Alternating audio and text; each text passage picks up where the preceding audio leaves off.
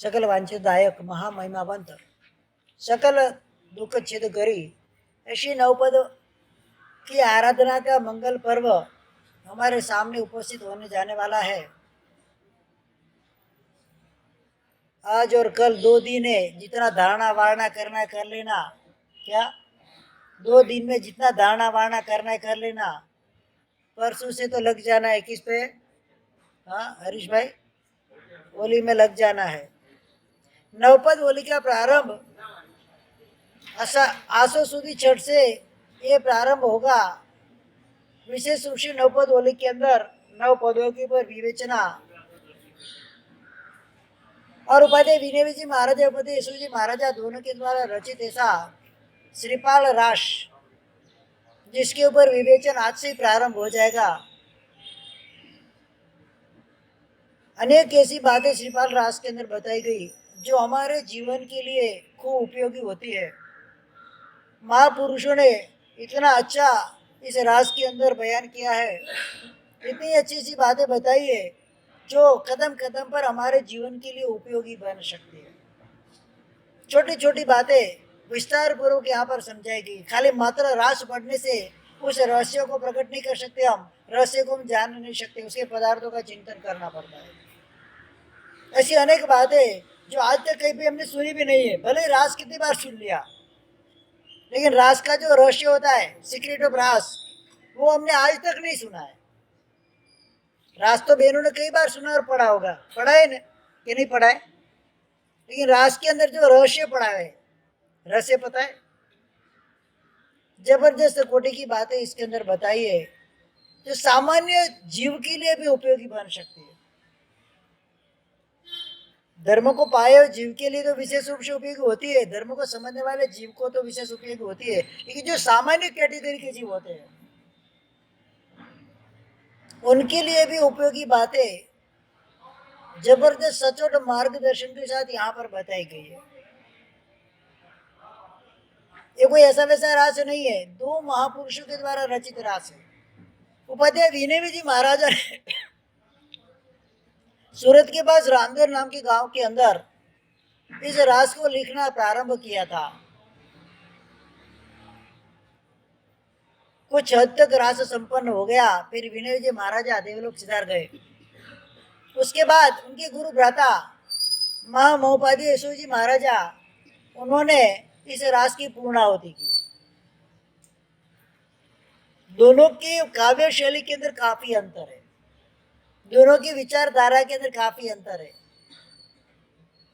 दोनों ही प्रकांड पंडित थे, दोनों ही बुद्धिमान थे, लेकिन दो व्यक्ति बोलते हैं, दोनों की भाषा के अंदर फर्क आता है, दोनों के लहके में भी फर्क आता है, लिखने में भी फर्क आता है। जो व्यक्ति जैसा बोलता है ना वैसा ही लिखता है, ये नियम होता है। कहीं पर भी जिस भाषा के अंदर आप बोलते हो, लिखने का प्रसंग आए ना तो लगभग वही भाषा निकलती है, लिखने में वही शब्दों का प्रयोग बार बार होता है जो बोलते हैं। यहाँ पर विनय जी महाराजा ने जो लिखा, गुड़ रहस्य भरे शब्द थे, यशोजी जी महाराज ने उसको थोड़ा लाइट करके लिखा। भले पूरा रास आधा अधूरा था तो अधूरा उन्होंने पूरा किया, लेकिन दोनों के अंदर जो भाव की तरतमता थी, दोनों के अंदर शब्दों की तरतमता थी, दोनों के अंदर भाषा शैली काव्य शैली की तरतमता थी, वो सामने अगर दिखती है हमको। शब्द लालित्य, दोनों की अलंकार वृत्ति अलग अलग प्रकार से दोनों सोचते होते तो दोनों अलग लिखते हैं, भले ही दोनों प्रकार पर लिखते। यहाँ पर रास चालू किया, देश मनोहर मालवो अति उन्नत अधिकार लड़ना, देश अबर मानु चिहु दिसे परवरिया परिवार लड़ना, तस सीकर मुकुट मनोहर निरुपम नगरी उज्जैन लड़ना। उज्जैनी नगरी के अंदर ये रास का जो श्रीपाल राजा का जो जीवन चरित्र उज्जैनी नगरी से शुरू होता है। उज्जैनी नगरी प्राचीन काल की नगरी है। अनेक अनेक करोड़ों वर्षों पहले उज्जैनी नगरी की बात आती थी शास्त्रों के अंदर। अवंती नगरी जिसको बोलते थे, क्या बोलते थे? रामायण के राम के पूर्वज भी अवंती नगरी के ही थे, और राम के पूर्वज के नाम से ही अवंती नगरी का नाम अवंती नगरी पर। अवंती सुकुमार थे, राम के दादा के भी दादा कौन थे? अवंती सुकुमार, उनके नाम से ही उनका देहांत मतलब उनका संयम लेकर कालधर्म हो गया। उनका पुत्र महाकाल जो था, महाकाल ने अवंती नगरी की रचना की। वहां पर अवंती पार्श्वनाथ भगवान के बिंब को स्थापन किया। जो महाकाल बोल रहे हैं ना, महाकाल और कोई नहीं थे, अवंती सुकुमाल के पुत्र महाकाल थे। उन्होंने अवंती सुकुमाल के नाम के ऊपर से उस नगरी का नाम अवंती नगरी रखा। क्या रखा? उज्जैनी बोलते हैं उसको, अवंती भी बोलते हैं। मालव देश की ये पाट नगरी थी। जैसे दिल्ली कैपिटल है ना, ऐसे ये मालव देश का पाट नगर, देश मनोहर मालव हो। मालव देश के अंदर अनेक ऐसे वीर पुरुष हो गए, अनेक ऐसे महापुरुष हो गए, अनेक ऐसी धुरंधर नगरी आदि। धारा नगरी की बात कर लो, राजा भोज वहां पर हुए। अवंती नगरी के अंदर अवंती सुकुमार वगैरह हुए। अनेक ऐसे राजाओं का अधिकार उन नगरियों के, अवंती नगरी के राजा विक्रमादित्य, जिनके द्वारा ये विक्रम संवत चली 2000 साल पहले हुए।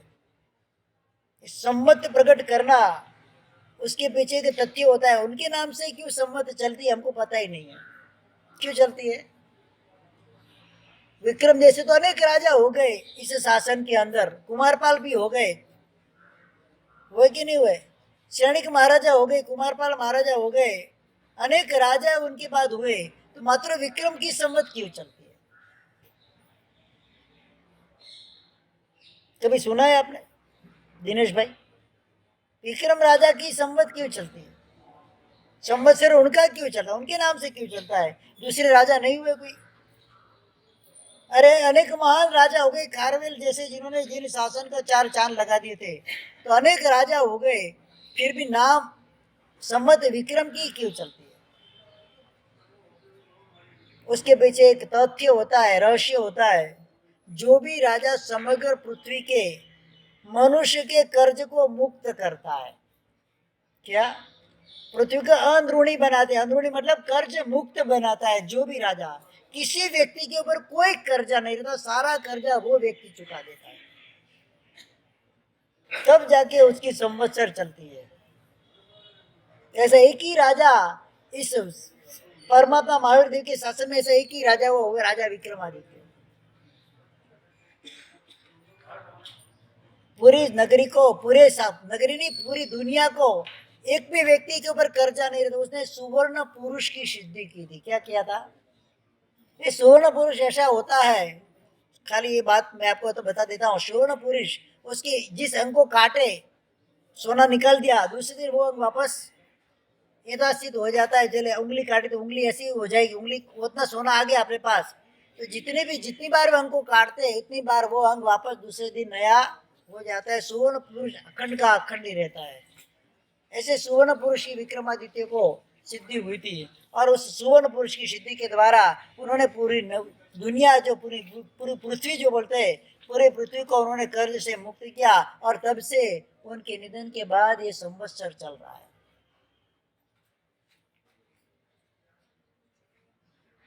ये रहस्य होता है जबरदस्त कोटि का। ऐसे विक्रमादित्य की भी जो भूमि थी वो कौन सी थी? उज्जैनी नगरी, जहां पर कल्याण मंदिर स्तोत्र की रचना हुई आचार्य चित्तसेन दिवाकर सूरी महाराज के द्वारा।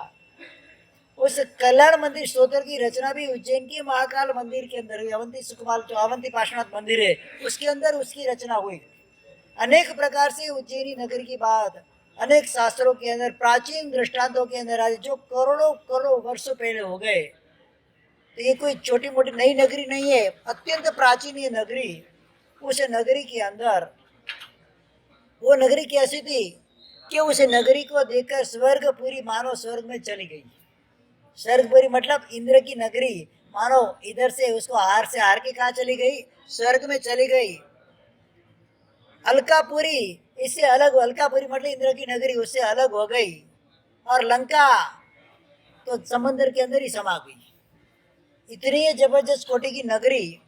उस नगरी के राजा प्रजापाल, क्या नाम था? राजा प्रजापाल राजा थे, और सुख पूर्वक उस नगरी का वो लालन पालन कर रहे थे।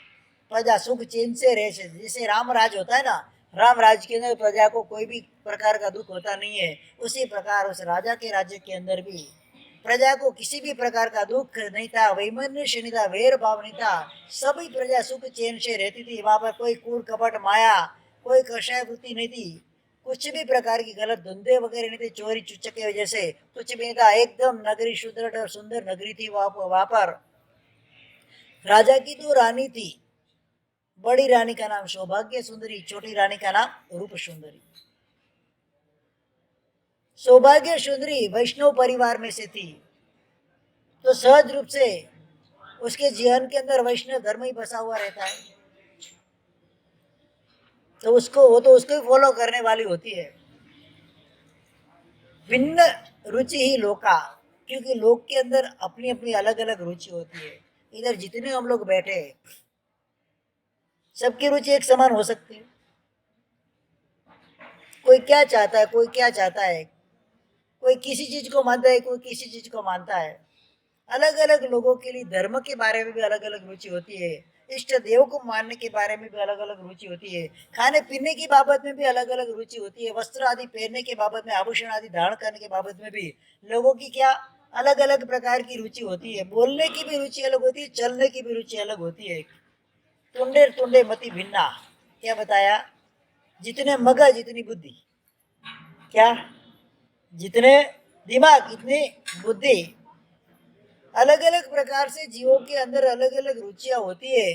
तो यहाँ पर भी सौभाग्य सुंदरी जो थी वह वैष्णव धर्म को अनुसरण करने वाली थी, मिथ्यात्व रुचि वाली थी, वो उसके अंदर ही अपना धर्म मानती थी। जैसे हमारे अंदर भी कई ऐसे लोग होते हैं जो परमात्मा के जिनालय के अंदर नहीं आते, लेकिन अनेक दूसरे देव देवियों को वो धोख देने, वंदन करने, उसकी सेवा पूजा करने चले जाते हैं। उनकी रुचि उस तरह मिथ्यात्व रुचि है। क्या है ये पूरी कथानक जो है सेबल राजा का रास दो पहलू पे खड़ा है, एक तरफ मिथ्यात्व, एक तरफ समित्व। शुरुआत से लेकर अंत तक वही दो पहलू चलने वाले यहाँ पर, लेकिन उसके अलग अलग भेद प्रभेद आपको बताए जाएंगे, उसकी अलग अलग प्रकार से व्याख्याएं आपको यहाँ पर बताई जाएगी। मुख्य उद्देश्य रहेगा क्या? समित्व और मिथ्यात्व, उसके ऊपर ही पूरा ये चलने वाला है। हर कदम पर आपको समीपी जीव मिलेंगे, हर कदम पर उसके ऑपोजिट यानी कि मिथ्यात्व जीव भी आपको मिलेंगे अंत तक।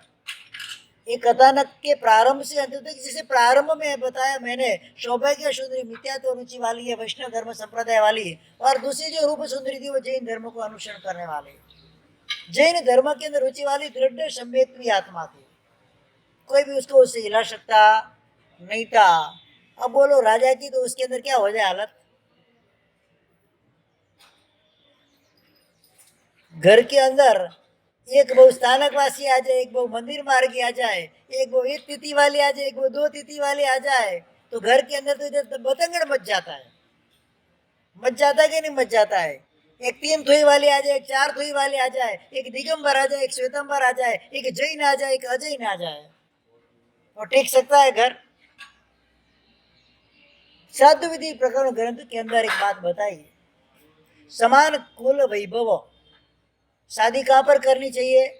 पूज्यपा रत्न प्रभुश्री महाराजा, जिन्होंने इस ग्रंथ की रचना 1000 साल पहले की, 1000 साल पहले उन्होंने बताया लड़के लड़की की शादी किस कुल के अंदर करनी चाहिए। समान कुल, समान जाति, समान वैभव, समान धर्म और समान परंपरा। क्या बताया? वहां कोई भी दिक्कत नहीं आती है। समान कुल रहेगा मतलब जैन कुल रहेगा, समान समाज रहेगा, एक ही समाज रहेगा, समान वैभव रहेगा। आप करोड़पति है और वो सामान्य घर से आए, नहीं टिकेगा वो संबंध। वो करोड़पति, आप सामान्य घर के हो, वो संबंध भी टिकने वाला नहीं है। समान वैभव बताया है। ये गुण देखने होते थे, अभी गुण नहीं देखते, रूपा रुपया ही देखते। क्या देखते? क्या देखते? लड़के की हाइट हो, लड़की वाइट हो, फिर दिन रात फाइट हो। क्या बताया? लड़की की हाइट देखते हैं, लड़की को वाइट देखते हैं, फिर दिन रात फाइट ही होगी और कुछ नहीं होगा। वहां पर बताया समान कुल और वैभव देखना होता है। समान कुल वैभव देखते हैं तो कहीं पर भी किसी भी प्रकार की तकलीफ आती नहीं है। क्योंकि समझते कि मेरे परिवार में भी ऐसा ही है, उनके परिवार में भी ऐसा ही, समान परंपरा होनी चाहिए। एक मारवाड़ी और एक गुजराती समझ टिकने वाला नहीं है, लड़ाई झगड़ा होगा ही होगा, क्योंकि रुचि दोनों की अलग है, दोनों के व्यवहार अलग है, दोनों की परंपरा अलग है, दोनों की भाषा अलग है, वो समझ टिकता है। गुजराती गुजराती हो, मारवाड़ी मारवाड़ी में भी एक समाज होना चाहिए, परंपरा तो एक होनी चाहिए कि नहीं। एक मोटी मारवाड़ में एक छोटी मारवाड़ में जमेगा ही नहीं दोनों का, वो लड़ते ही रहेंगे कायम। एक दिगंबर आ जाए एक श्वेतंबर आ जाए, लड़ते ही रहेंगे कायम। आजकल सजोड़ा नहीं होता है, कजोड़ा होता है। क्या होता है? हम बोलते हैं हम सजोड़े, सजोड़े नहीं हो, कजोड़े हो। क्या हो? न एक दूसरे के मन समान है, न एक दूसरे के वचन समान है, न बोली समान है, न भाषा अपने विचार समान है, न आचार समान है। तो सजोड़ा कैसे हुआ बताओ तो सही। सजोड़ा किसको बोलते हैं विनोद भाई? सजोड़ा किसको बोलेंगे आप? दंपति, पति का दम निकाल दे। हाँ क्या? दंपति का मतलब क्या? हाँ, पति का दम निकाल दे, ऐसी पत्नी हो तो चलेगी? ऐसी पत्नी चलती नहीं है। समान विचार आचार और उच्चार होने चाहिए। सजोड़ा किसको बोला जाता है? पति के अनुसरण पत्नी करती है, पत्नी का अनुसरण पति करता है, उसका नाम सजोड़ा। मेरी भाषा के अंदर सामान्य रूप से बताओ तो दोनों के बीच 63 का आंकड़ा हो तो सजोड़ा समझ लेना, दोनों के बीच 36 हो तो कजोड़ा ही समझ लेना। चाहे कितना भी अच्छा हो जोड़ा आपका, एक इधर जाए नहीं किधर जाए तो सजोड़ा नहीं बोलते। हमारे चंदन में बोलते हमारे सब सजोड़े पूजा कराए कि ना कराए। हाँ, सजोड़ा हुए तो कराए। क्या? सजोड़ा हुए तो पूजा सजोड़े कराए। खाली मंदिर में सजोड़ा नहीं चलता, घर में भी सजोड़ा होना चाहिए। तो यहाँ पर राजा की दो रानियां, एक वैष्णव संप्रदाय से है, एक है जैन संप्रदाय से है, एक मिथ्यामती को मानने वाली, गाढ़ मिथ्यात्व के राग वाली है, उन शास्त्रों को मानने वाली है, और एक है सम्यक शास्त्र की ज्ञाता है, उसको जानने वाली है, सुधे सुगुरु सुधर्म के अंदर सुदृढ़ श्रद्धा वाली है। अब उन दोनों के विचार के अंदर कभी भी साम्यता आने की संभावना ही नहीं है। उस बीच में राजा की हालत क्या हो? राजा किसको माने? वैष्णव का त्योहार है तो राजा को उधर जाना पड़े, जैन का फेस्टिवल आए तो उधर जाना पड़े, राजा की हालत खराब हो जाए। फिर भी राजा संभाल रहे तो भी पुरुष के अंदर सहन शक्ति जबरदस्त कोटि हो। नारी भले ही शक्ति है लेकिन पुरुष क्या है? हाँ, क्या है बोलो? हाँ, बस यही सुनना था मुझे। कितना भी आप कर लो वो सहन करते जाएंगे। क्या? कि उनकी ताकत ही नहीं आपके सामने बोलने, दुर्गा के सामने बोलने की किसी की ताकत होती है क्या? अभी नव दुर्गा चल रही है ना, नवमी नव दुर्गा, महिषासुर मार्यो। हाँ, अपन महिषासुर बना देती हो, बोलने की ताकत हमारी रहती नहीं है। तो इस प्रकार से यहाँ पर राजा की हालत भी खराब थोड़ी हो गई थी, लेकिन वो राजा थे, प्रतापी राजा। बताए इसके अंदर प्रजापाल प्रतापी थी, यहाँ प्रतापी राजा थे, दोनों के अंदर बैलेंस करके रहने वाले राजा थे। सुख रूप उनका संसार चल रहा है। समझ जाते दोनों रानी गर्भवती होती है, प्रेग्नेंट होती है। यहाँ पर एक विशिष्ट बात मैं आपको समझाना चाहता हूँ। जो भी कवि ने लिखा है और उसके बाद किसी महापुरुष ने उसका विवेचन किया है, जबरदस्त कोटि की बात आती है, उसके अंदर प्रसव विज्ञान के बारे में बताया है। शिशु जब गर्भ में आता है तो माता को क्या करना चाहिए, उसके बारे में बहुत अच्छी बातें यहाँ पर बताई है। शायद कभी नहीं सुनी होगी आपने, मैंने भी पहली बार पढ़ा तब सुना, पता चला मुझे। गर्भ के अंदर जब शिशु अवतरण करता है 6 महीने तक उसके शरीर का विकास होता है। क्या होता है? और 7वें से जन्म तक उसके मन का विकास होता है, उसके मगज का विकास होता है। 2 काल होते हैं इससे, उसके गर्भस्थ शिशु के 2 काल यहाँ पर बताए।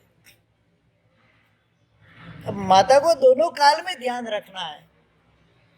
जब शिशु 1 से 6 महीने का है मतलब उसके अवतरण हुआ तब से 6 महीने तक का है, तब तक उसके शरीर के अंदर किसी भी प्रकार की आँच नहीं आए, उसका वहां पर ध्यान रखना है। वहां पर बताया वो उसकी बाह्य सुंदरता है। उस समय अगर माता उपयोग नहीं रखे तो बेटे की जो संतान होता है अगर उसकी सुंदरता के ऊपर प्रभाव पड़ सकता है। ज्यादा हंसना नहीं होता है, जैसे त्रिशला माता को सीख दी थी कुल मतराओं ने, इधर उधर भागना नहीं होता है, ज्यादा उनको सफर नहीं करनी होती है। जिन कल्पी जो साधु होते हैं, जिन कल्पी साधु का एक आचार होता है, गर्भवती स्त्री के हाथों से कभी गोचरी नहीं लेते हो। उनको पता चल जाता है, तो ज्ञानी 9.5 वर्ष का ज्ञान है, देखती पता चलता है कितने दिन का गर्भ उसके अंदर, उनको पता चल जाता है। पहला ही दिन है, स्त्री को पता नहीं कि मैं गर्भवती हुई हूँ, लेकिन वो गोचरी आते हैं और उनको पता चल जाता है कि स्त्री गर्भवती है, उनके हाथ से गोचरी नहीं लेंगे। क्यों नहीं लेंगे पता है? अंदर रहे हुए संतान को जरा सी भी पीड़ा नहीं हुए उसके लिए वो उसके हाथ से गोचरी नहीं लेते। गर्भस्थ स्त्री दस वैकालिक के अंदर भी बताया है, गब्भिणी, गब्भिणी मतलब गर्भस्थ स्त्री होती है, वो गोचरी वोराती है तो सामान्य साधु कैसे वोरते? अगर बेटी है तो बेटी बेटी पोजीशन में वोराना, खड़ी है तो खड़ी खड़ी पोजीशन में वोराना, खड़ी होकर बैठ जाए तो उसके हाथ से नहीं वोरना, अगर बेटी हो तो खड़ी हो जाए तो उसके हाथ से नहीं वोरना, निषेध किया है गोचरी वोरने का। कितनी जबरदस्ती जैन शासन की परंपरा है। गर्भस्थ शिशु का पालन किस प्रकार से करना है, आजकल तो कुछ भी नहीं रहा है, हालत ही खराब हो जाती है। पहले तो कितनी उसकी केयर की जाती थी। श्रवण भगवंत गोचरी आए तो उनको भी ध्यान रखना होता है कि उस गर्भ को किसी प्रकार का दोष नहीं लगे, कुछ किसी प्रकार की हानि नहीं हो, उसको तकलीफ जरा सी भी नहीं हो। पहले दिन से ही, कब से? ऐसा नहीं कि 6 महीने का गर्भ है, 7 महीने का गर्भ है, ऐसा नहीं, पहले दिन से ही उनको उपयोग रखना। जब पता चल जाए कि उसको वो प्रेग्नेंट है तो इतना उपयोग रखना होता था। गोचरी बोरने तक का निषेध बताया, मतलब सोचो ये तो शुभ कार्य है कि अशुभ कार्य है? हाँ, साधु अगर गोचरी बोरे इस प्रकार से तो साधु की गोचरी दूषित होती है, तो घर के अंदर ध्यान नहीं रखना होता है। अपने आचार विचार उच्चार तीनों के ऊपर ध्यान रखना होता है। उस समय हम जो बोलते हैं वो बालक के अंदर क्रिएट होता है, जो भी हम आचरण करते हैं बालक के अंदर उसकी छाप पड़ती है, उसका रिफ्लेक्शन पड़ता है। जो भी हम विचार करते हैं, जो भी बोलते हैं, आचार विचार और उच्चार तीनों का आगे मन वचन काया तीनों का योग यहाँ पर बता दिया। तीनों योग के अंदर हमको सावध रहना है। अगर सावधान नहीं रहे तो बच्चे के शरीर के ऊपर, उसकी तंदुरुस्ती के ऊपर, उसके व्यवहार के ऊपर पूरी असर पड़ती है, यहाँ पर बताया है। इसलिए 6 मास तक शारीरिक विकास बालक का होता है, फिर उसका मस्तिष्क विकास होना चालू होता है। तो इसलिए बालक की बाह्य सुंदरता, स्वस्थता और सौंदर्य के लिए 6 मास तक स्त्री को प्रयत्न करना है, ताकि उसके जीवन में कोई भी आँच भविष्य में आए नहीं, उसके शरीर के अंदर कोई भी प्रकार की हानि नहीं आए। एकदम धीर गंभीर बन जाती है वो स्त्री तब, बालक जब गर्भ में आता है तब उच्च उंगल नहीं आती है, मेकअप बेकअप बंद, बिल्कुल बंद हो जाता है, टोटल कुछ भी नहीं, श्रृंगार बंद हो जाता है। सामान्य पति जो वो स्त्री सौभाग्यवती है, सौभाग्य के चिन्ह रूप खाली आभूषण वगैरह धारण करे, बाकी किसी प्रकार का आभूषण ठाट पीट कुछ करना होता नहीं है। जितना वो टाप टीप करेगी बच्चा उतना ही कमजोर पैदा होगा, उसकी असर उसके ऊपर पड़ती है। तो यहाँ पर मानसिक शुद्धता के लिए 9 से 7 मास से जन्म तक उसको प्रयत्न करना चाहिए कि मानसिक शुद्ध। अबे वो जो 3 महीने का जो समय लास्ट में रहता है, 3 या 2.5 महीना 2.5 महीने का, उस समय के अंदर ही बालक का भविष्य निर्माण होता है। इसीलिए पता है आपको कि 7वें महीने के अंदर स्त्री को माता पिता के घर क्यों लाया जाता है? बोलो उषा बेन, क्यों लाया जाता है? बोलो। ये परंपरा चल रही है, परंपरा नहीं है, एक लॉजिक है इसके पीछे कि उस दिन से उस बालक के मस्तिष्क खुलता है, उसके अंदर विचार की शक्ति आती है और उसका लालन पालन नानी करती है। कौन करती है? हाँ, 6 महीने तक उसके शरीर सौष्ठव का विचार होता है। 6 महीने तक वो पति के घर में रहती है स्त्री। 6 महीने के बाद 7वां महीना जब लगता है तो पिता के घर में आती है। माता पिता का प्यार उसको भी चाहिए, दुलार उसको भी चाहिए, ताकि संतान के अंदर ही वो प्यार और दुलार उतर सके। कितना बड़ा लॉजिक है, पता है आपको? कभी सुना भी नहीं होगा ना, कभी सोचा भी नहीं होगा। खाली हमारी परंपरा है कि लाना है बस। 7वां महीना बेटा, 8वां महीना, 8वें महीने नहीं लाते, 7वां महीना बेटा, 9वां महीना बेटा, हमको लाना है। ये लॉजिक है, लॉजिक नहीं है। इसके पीछे पूरा रहस्य भरा हुआ है, और वह रहस्य धार्मिक रहस्य है। क्या है? ये वैदिक रहस्य, वैदिक काल के अंदर भी ये बताया, और जैन शासन के अंदर यही बात बताई है। यहाँ पर उसको कुछ कार्य नहीं करना है, सामान्य रूप से जो कार्य करना है वो करना है, ऐसे बताया गया। एकदम आराम भी नहीं करना है। सामान्य रूप से घर का कार्य उसको प्रसव के दिन तक करते रहना है। जड़ नहीं बन जाना, शरीर को जड़ नहीं बनाना है। पहले काल के अंदर स्त्रियां 9 महीने का गर्भ पेट में होता था। 9 महीने का कितना? प्रसव काल नजीक होता था, उस समय तो कुएं के ऊपर से घड़ा भर के पानी लाती थी। बरोबर की नहीं? मेरी बात सही है कि नहीं है? मैंने सुना है, देखा नहीं है। उस समय की बात है। और जो भी बच्चे पैदा होते थे और सौंदर्यवान होते थे, रूपवान होते थे, बुद्धिमान होते थे, बलवान होते थे, कोई दवाई खाने की जरूरत पड़ती थी? कुछ भी नहीं। सिजेरियन की कभी जरूरी नहीं पड़ती थी। इतना अच्छा योग बनता था। आजकल भले क्या कुछ भी कर ले, डॉक्टर जाएगी महाराज साहब और आपको तो सिजेरियन करना पड़ेगा, नहीं तो बच्चा कमजोर पैदा होगा, डरा देते हैं डॉक्टर। क्यों? पता है उनको उसके अंदर कमजोरी है व्यक्ति के अंदर, और दवाई दे दे के उसको और कमजोर कर देते हैं। ये हालत होती है आज की। और आजकल के बच्चों के अंदर भले बुद्धि का विकास हो जाए, बल का विकास नहीं होता है। सोचने की शक्ति उसकी होती नहीं है, खाली छोटी सोच वाले बच्चे पैदा होते हैं आजकल के। देखना बच्चों को, लंबी सोच नहीं है, और लॉन्ग टाइम का नहीं सोचते, दीर्घकालिक की संज्ञा वाले नहीं होते, ऐसा समझो तो चले। और वर्तमान काल को सोचने वाले होते हैं। आज ऐसा हो तो आज ऐसे होना चाहिए, ऐसे। भविष्य काल का विचार करने वाले नहीं होते, उड़ाव पैदा हो जाते हैं, शिथिलाचारी पैदा हो जाते हैं, व्यभिचारी पैदा हो जाते हैं। इसके पीछे कारण माता के अंदर, माता ने जो गर्भ का पालन किया है, उस पालन के अंदर खामी रहेगी, उसके हिसाब से ये हुआ है। जो पिछले 3 महीने होते हैं, 3 महीना 2.5 महीना जो भी होता है, उस समय के अंदर माता को इच्छा शक्ति मंत्र का प्रयोग करना है। 5 प्रकार के मंत्र मैं आज बताऊंगा आपको। इच्छा शक्ति मंत्र, क्या सोचना है उसको।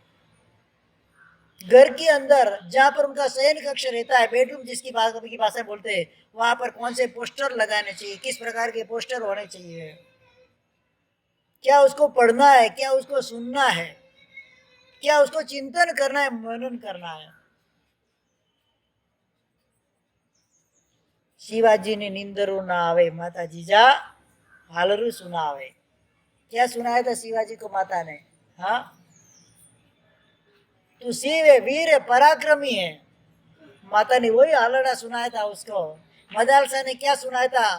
सिद्धोसी बुद्धोसी निरंजनोसी संसार माया परिवर्जितोसी त्यक्त स्वप्नम संसार जालम मदालसा वाक्यम उवाच पुत्रम। अपने 8 पुत्र, 7 8 पुत्रों को जिन्होंने संन्यास के मार्ग में भेज दिया, ऐसी मदालसा इजराइल की थी, क्या इटालिया की थी, कोई वो रानी थी राजा की। माता के गर्भ के हिसाब से पुत्र का संचालन होता है। गर्भ में जैसा संचालन हुआ, ये पहला उसका जो पीरियड होता है गर्भ के अंदर बच्चे का विकास का, वो सबसे पहला पीरियड होता है। उसके अंदर सक्सेस हो गए, दूसरा उसका शैशव काल का पीरियड होता है, और तीसरा उसका यौवन काल का पीरियड होता है। पहले भी आज अगर सक्सेस नहीं हुए तो समझ लिया जीवन भर अनसक्सेस ही रहने वाले हैं। तो उसके अंदर खास ध्यान रखना, इच्छा शक्ति माता को प्रकट करनी है। इच्छा शक्ति क्या है? इच्छा शक्ति मंत्र क्या है वो बताया है। सबसे पहला मंत्र, मेरे गर्भ के अंदर एक ऐसा जीव पनप रहा है जो कि एक महान आत्मा हो। विचार कैसे होने चाहिए? एकदम हाई क्वालिटी के, बेस्ट क्वालिटी के विचार वहां पर होने चाहिए। एक महान आत्मा होने वाली है, उसके जीवन से लाखों जीवों का उपकार होगा, उसको स्वार्थी नहीं बनाना। उसको परार्थी बनाना है, उसको पराक्रमी बनाना है, उसको परावलंबी नहीं बनाना है, स्वावलंबी बनाना है, परोपकारी बनाना है। मेरा बेटा राजा विक्रमादित्य के जैसा होगा, मेरा बेटा कुमारपाल महाराजा के जैसा होगा, मेरा बेटा कलिकाल सर्वनाचार्य हेमचंद्र सूरी जी के जैसा होगा, मेरा बेटा तीर्थंकर परमात्मा के समान होगा। मेरे मन के अंदर विचार क्या होने चाहिए? इच्छा शक्ति। माता की इच्छा शक्ति क्या होती है? जबरदस्त इच्छा शक्ति माता की होती है। बालक के अंदर वही संस्कार आते हैं। अभिमन्यु जब 7 महीने के गर्भ के अंदर था, कृष्ण की जो पत्नी सत्यभामा, उसका पुत्र अभिमन्यु, सत्यभामा को उस समय कृष्ण महाराजा गर्भ के अंदर अभिमन्यु था, चक्रव्यूह को कैसे तोड़ना उसके बारे में सत्यभामा को बता रहे थे कृष्ण महाराजा उस समय। कि अर्जुन बता रहे थे, कृष्ण बता, कृष्ण कृष्ण सुभद्रा को बता रहे थे। कृष्ण महाराज अपनी बहन को बता रहे थे 7 कोठा जो चक्रव्यूह होता है कैसे जीतना चाहिए। 6 कोठे तक का युद्ध उसने सुना, सुभद्रा ने, और गर्भ में रहे अभिमन्यु ने भी सुना। क्या? जब 7वें कोठे का वर्णन कृष्ण महाराज ने चालू किया, सुभद्रा को नींद आ गई। अब उसको नींद आ गई तो गर्भ को भी नींद आ जाएगी, सहज रूप से होता है। 7वां कोठा वो सुन नहीं पाया। 6 कोठा जीतकर अभिमन्यु चक्रव्यूह के अंदर प्रवेश तो कर गया, 7वें कोठे को कैसे तोड़ना उसको आता नहीं। देखो वो ज्ञान गर्भ में पाया था उसने। क्या पाया था? 7वें 6 कोठे तक जीतने का ज्ञान उसने गर्भ में सुन कर पाया था। उसकी जो चाल होती है, जैसे चौपाट में चाल खेलते हैं ना, उसके अंदर भी चाल होती है। तो चाल 6 कोठे को तो उसने तोड़ दिया, 7वां कोठा जब तोड़ने का अवसर आया अंदर घुस तो गया और सुभद्रा को आगे नहीं। 7वां कोठे में से बाहर कैसे निकला उसको आया नहीं और अभिमन्यु का नाश हो गया। तो गर्भ के अंदर रहे हुए बालक के अंदर भी इतनी शक्ति है। प्रवचन शारोद्धार नाम का जो ग्रंथ है उसके अंदर एक बात बताइए, 6 महीने के गर्भ का बालक होता है, कितने? उसके अंदर वैक्री लब्धि होती है।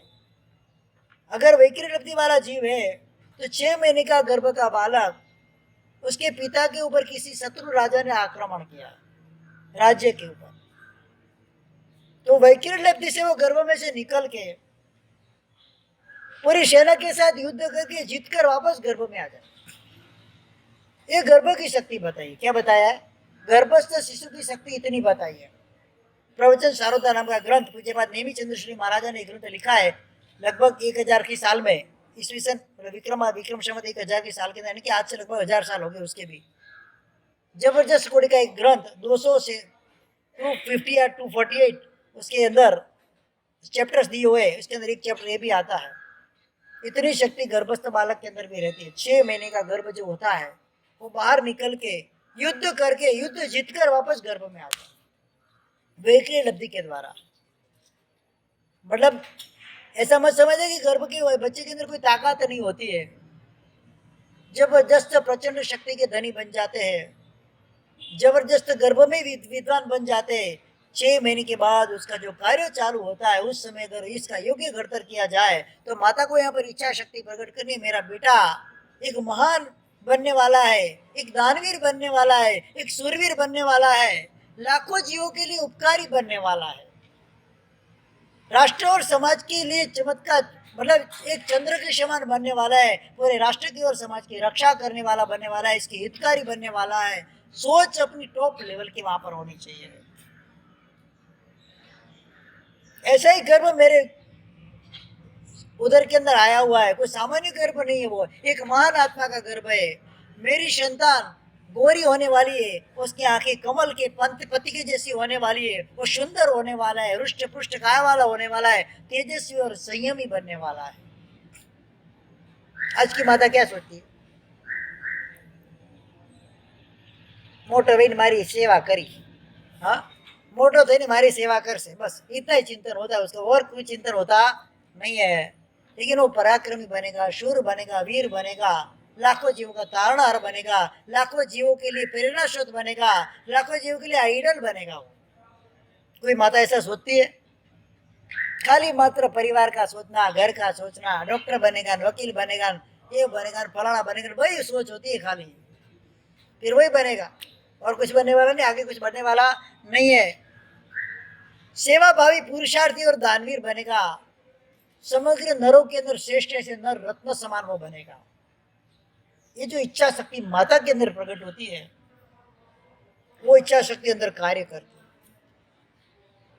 कार्य करके बच्चे के मन के अंदर भी वो इच्छा शक्ति प्रकट होती है, गर्भ से वो पराक्रमी बनता है,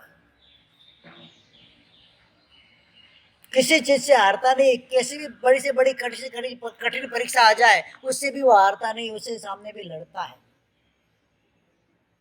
माता की इच्छा शक्ति के बारे में बताया। चौथी इच्छा शक्ति, वो साहसी बनेगा, धीर बनेगा, वीर बनेगा और अपने आत्मनिष्ठ होकर अपना कार्य साधेगा। इस भव के अंदर ही वो कल्याण करके देवकी ने बोला था ना, मुझे ने तजी ने वीर अवर मात मत कीजे, इन भव मुक्ति इन भव कर्म खपावी जलती मुक्ति सीजे। गज सुकुमार 16 साल की उम्र के अंदर जब देवकी के पास आते हैं, माँ मुझे संयम लेने की भावना है, मैंने परमात्मा नेमनाथ भगवान की देशना सुनी है, मन के अंदर ज्वलंत वैराग्य प्रकट है, माँ मुझे दीक्षा लेनी है। देवकी कौन पता है ना? कौन थी देवकी? कृष्ण महाराजा की माता। और गज सुकुमार कौन था? कृष्ण महाराजा का छोटा भाई, 8वां पुत्र देवकी का। 16 साल की कच्ची उम्र है, कोमल शरीर है, हाथ लगाए तो उंगली की भी ढाक पड़ जाए ऐसा शरीर उसका है। हाथी के मस्तिष्क के जैसा कोमल, गज सुकुमाल, गज यानी कि हाथी, हाथी के मस्तिष्क के जैसा सुकुमाल उसका शरीर है। 16 साल की कच्ची उम्र है, सगाई हो चुकी है। और एक देश ने नेमनाथ परमात्मा की सुनी और आकर बोले माता को, माँ मुझे दीक्षा लेनी है। देवकी ने कड़ी परीक्षा, संसार क्या है और संयम क्या है, दोनों के भेद बता दिए। कितनी कठिनाई वहां पर होती है, कितना कष्ट तुझे पड़ेगा, सब सहन कर लूंगा माँ, लेकिन मुझे संयम के लिए आज्ञा दे। तब देवकी ने लास्ट शस्त्र फेंका, एक ही शर्त के ऊपर तुझे दीक्षा दे सकती हो, एक ही कंडीशन के ऊपर, इस भव के अंदर मुझको अंतिम माता बनाने का अगर तेरा लक्ष्य है तो तेरे को दीक्षा दूंगा। मतलब क्या हुआ पता है? अब आज के बाद जब भी तेरा दूसरा जन्म ही नहीं होना था कि माता की खुशी में तुझे जाना पड़े, यानी कि कहाँ जाना? अगर तू एक कार्य करने का मुझे वचन देता है तो I am agree with you, तो मैं तुझे दीक्षा देने के लिए तैयार हूं। तभी बेटे ने भी मान लिया, गज सुकुमार दीक्षा हो गई। परमात्मा के पास दीक्षा के दिन खड़े हुए, भगवान जल्दी मोक्ष में जाने के लिए क्या करना चाहिए? भगवान ने बताया, कठिन साधना और घोर उपसर्गों को सहन करना है। कैसे होगा? मेरी इच्छा है स्मशान में जाकर आज रात्रि में आवश्यक करना है मुझे। पहला ही दिन है दीक्षा का। क्या? Very first day. सामने कौन है? त्रिकालदर्शी तीर्थंकर परमात्मा है। जीव कैसा है? 16 साल का कच्चा नवयुवान है, आज ही तो लोच हुआ है। भगवान ने ज्ञान में देख लिया, मरणांत उपसर्ग आएंगे लेकिन ये आत्मा कल्याण करके जाएगी। जहां सुखम देवाणु प्रिय, क्या बता दिया भगवान ने? ये देवानु प्रिय, तुझे जिस प्रकार से सुख उपजे वैसे कर। भगवान ने आज्ञा दे दी। स्मशान के अंदर कौशिक ध्यान के अंदर खड़े रह गए। समय बीतता जा रहा है, रात्रि का समय। वहां पर उसके जो ससुर जी थे गृहस्थ अवस्था के, सुमिल ब्राह्मण, कोई गांव से आ रहा है स्मशान के पास से, अरे उसने सुन लिया कि मेरे दामाद ने तो दीक्षा ले ली है, अरे ये तो वही है जिसने मेरी बेटी का घर उजाड़ दिया है, मैं उसको छोड़ूंगा नहीं। गुस्सा आ गया सुमिल ब्राह्मण को। पास में गीली मिट्टी पड़ी थी, लेकर आए। लोच किया हुआ है हरीश महाराज, अरे हरीश महाराज के हरीश भाई ने टकला किया, लोच किया, पता चल गया कैसा लोच होता है। पहले दिन का लोच है। मिट्टी की पाली बांध दी और बाजू में किसी की चिता जल्दी स्मशान होता है तो खेर की लकड़े अंगारे थे, लेकर आए किसी बर्तन के अंदर और पूरे वो सगड़ी बल जैसा भरा है उसके अंदर भर दिया। एक तो लोच, 16 साल की उम्र, रात्रि का समय है, मिट्टी की पाली बांधी है, उसके ऊपर अंगारे भरे। पीड़ा होती कि नहीं होती? शिखर जी, कितनी पीड़ा होती है सोच सकते हैं हम? लोच करने के बाद कोई हाथ के ऊपर माथे पे हाथ भी ऐसा रख दे ना तो भी चिल्लाते। पहला पहला लोच होता है ना तो हाथ भी रखना, तो किया भी रखने के लिए तकलीफ होती है। इतनी अंदर जलन होती है अंदर। और ये तो लोच किया हुआ है, खुद ही पंचमुष्टि लोच किया हुआ है, 5 मुष्टि से लोच किया हुआ, खींच के बाल निकाले और पहला ही दिन है और वहां पर केर के अंगारे भरे हैं, आत्मचिंतन के अंदर लगे। इसमें बताए ना, आत्मनिष्ठ होगा मेरा बेटा, आत्मचिंतन के अंदर लगे। धन्य है इस जीव को, मेरा उपकार, जो कार्य मैं नहीं कर सकता हूं, मेरी जो कार्य करने की शक्ति नहीं है, वो मेरा कार्य ये कर रहा है। संसार के सारे जीव तो जो होते हैं, ससुर जी होते हैं, अपने दामाद को संसार की पगड़ी पहनाते हैं, और ये मेरे ससुर जी को धन्य है, मुझे मोक्ष की पगड़ी पहना रहे। जबरदस्त मेरे पे उपकार किया उन्होंने।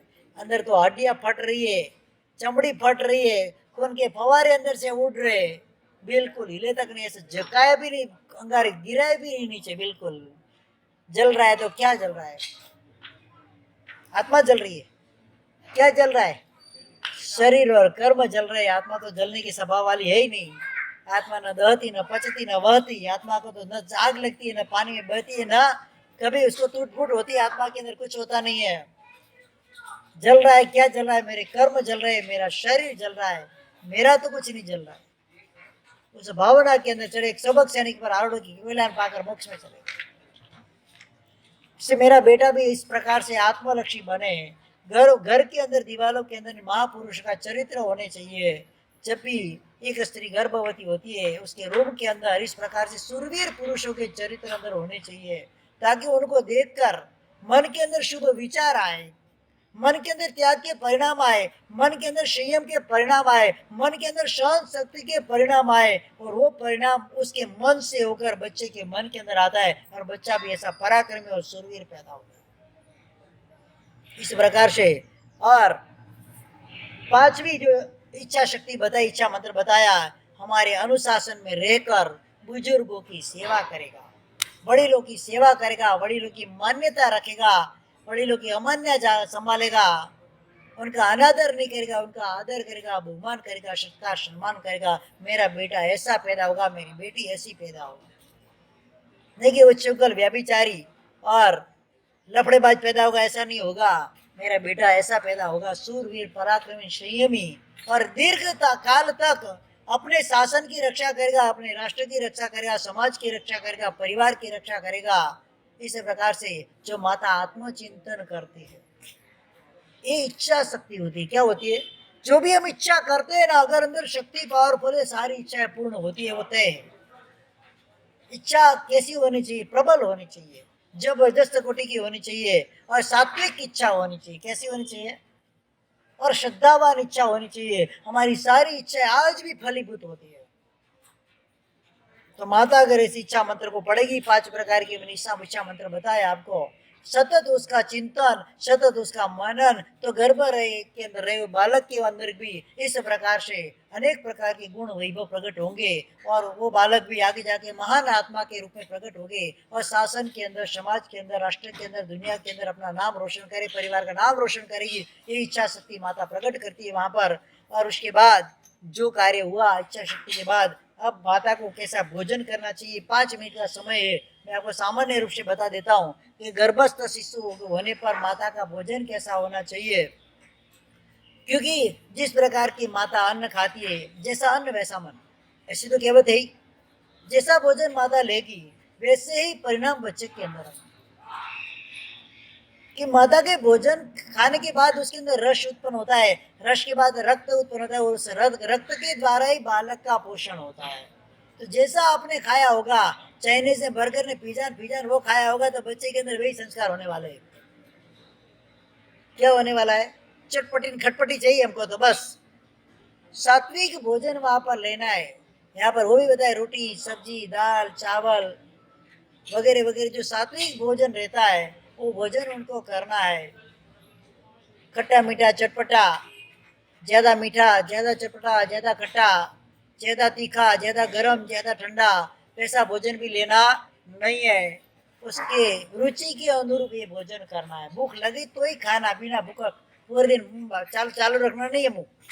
भूख लगे, संपूर्ण भूख लगे तभी खाने का है, तो ही खाना हजम होता है, बाकी हजम होता नहीं है। वो अजीर्ण हो जाता है, जो अगर खाना अजीर्ण हो गया तो गर्भस्थ शिशु के ऊपर उसकी असर पड़ती है, उसको कष्ट पड़ता है। इसके लिए भोजन भी कैसा करना है, सात्विक भोजन यहाँ पर करना है और भूख के अनुसार भोजन करना है। अधिक भोजन नहीं करना, ज्यादा नहीं खाना है। हमको लगता है कि ज्यादा भूख लगी है, ज्यादा भूख वो रियल भूख होती नहीं है। तो सामान्य रूप से जीव जब फ्री बैठा रहता है तो भूख ज्यादा लगती है। एक नियम होता है, काम में व्यक्ति रहता है तो भूख नहीं लगती है, जब व्यक्ति फ्री बैठा रहता है तब भूख ज्यादा लगती है।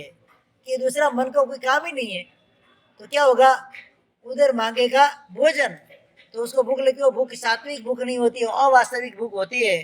तो ऐसी भूख के अंदर भोजन नहीं करना, अधिक भोजन नहीं करना है वहां पर। और दूसरे नंबर के अंदर जिस भोजन के द्वारा वात पित्त और कफ बढ़े ऐसा भोजन नहीं करना है। यानी कि जिस भोजन के द्वारा वायु हो जाए, चने वगैरह कठोल होता है, जमीकंद वगैरह तो खाना ही नहीं है। कठोल वगैरह के द्वारा वायु का प्रकोप होता है, तो वायु का प्रकोप ऐसा नहीं खाना है। आइसक्रीम ठंडा वगैरह खाने से पित्त का प्रकोप होता है, वो पित्त वाला भोजन नहीं करना है। कफ का प्रकोप हो जाता है, कफ वाला भोजन नहीं करना है।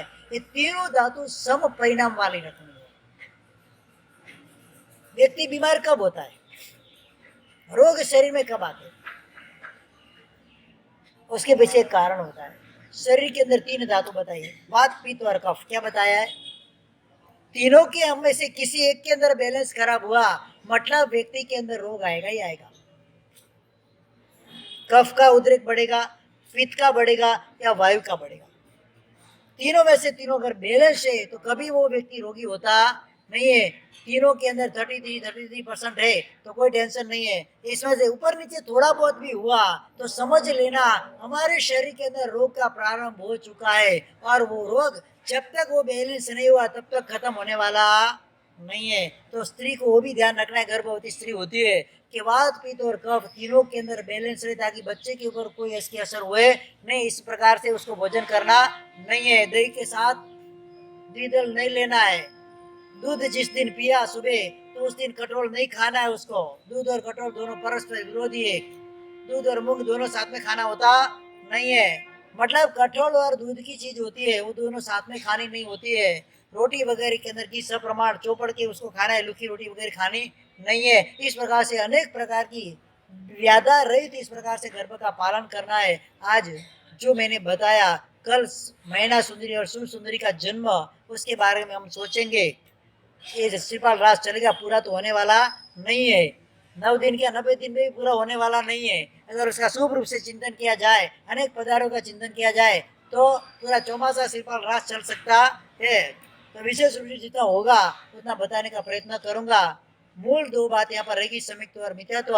ये दो पहिए के ऊपर ये पूरा ये राज चलने वाला है, तो उसके अंदर ही हमको समझ कर आगे बढ़ना है।